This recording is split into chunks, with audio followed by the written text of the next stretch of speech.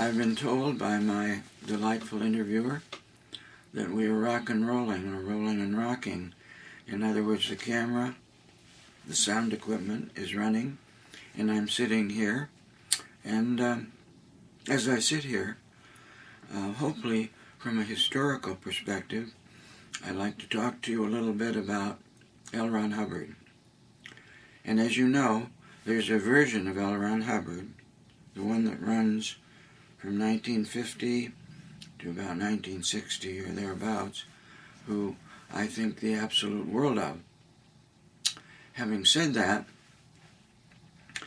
as you may or may not know, the first Dianetic course, at least the one that I think of as the first course, was given in a city, Elizabeth, New Jersey. And after that, Ron and his Dianetic people moved to Wichita, Kansas, as far as I know. And that was around 1951. And things went up and down there, but there were some problems, but Dianetics kept going on. And then that ended, and then in 1952,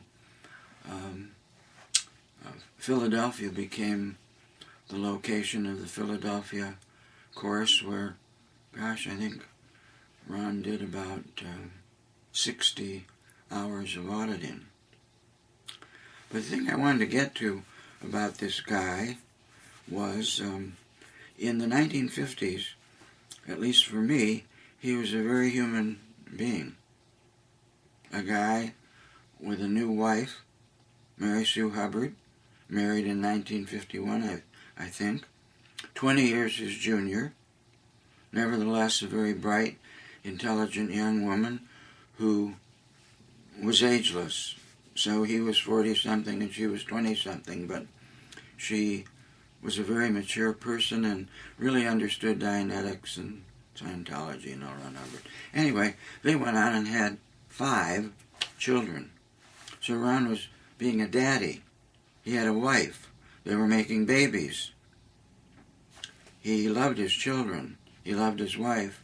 And you could talk to him just like I'm talking to this camera and Tatiana. He was a human being. At staff meetings, he would say, "I don't want anybody ever making a god of me. That's the worst possible thing that could ever happen. I'm a human being, just like you." I also have the feeling of being more than a human being, but that's something else called parascientology. I can prove I'm a human being because if you cut me, I'll bleed. If you hurt my feelings, I'll cry. So he was a real guy, and he had the children and the wife to do it. And at one point, the whole thing moved to Phoenix, Arizona, which Ron really loved as the desert. So did Mary Sue. They were both giving to sinus problems. No kidding. And that dry, hot climate was very appealing. And a lot of people came there. They had a lot of fun. And Ron used to ride motorcycles across the desert. Big Harley. You'd pick a point half a mile away, and no matter what you came to, unless it was a solid tree or something, you rode as fast as you could go through those desert washes and up and down and close to cactus and so forth, and that was his idea of fun. He also gave a whole batch of public lectures that if you ever hear him, you'd love. And he came up with what he called the axioms for an atomic era.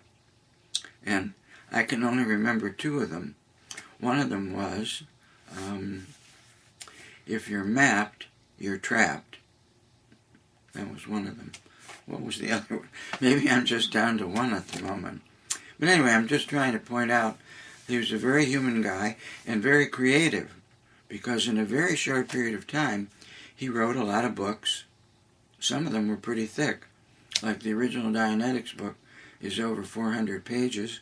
Science of Survival, gosh, I forget how many pages, but a lot. And the stuff was just pouring out of him, truly. So there he was, and he was in his 40s, and a very creative guy, pretty intelligent. And the city fathers and county fathers of Arizona found that the Church of Scientology in Arizona was maybe too rambunctious, and that L. Ron Hubbard was saying things about the police department and a few other things.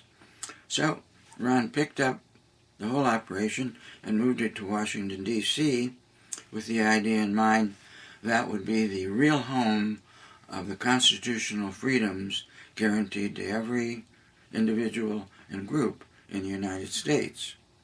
And you have those freedoms as long as you don't piss off certain parts of the government too much, like the guy that's releasing all those secret, so-called secret dispatches. That's another story.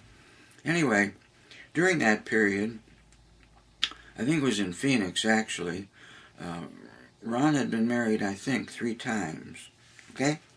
And from his earliest marriage, he had a son, L. Ron Hubbard Jr., and he also had a daughter, Katie Hubbard, who I know both of them very well.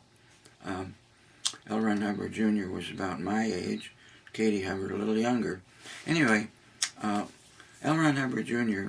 appeared in Phoenix to see his father, who he hadn't spent much of his life with.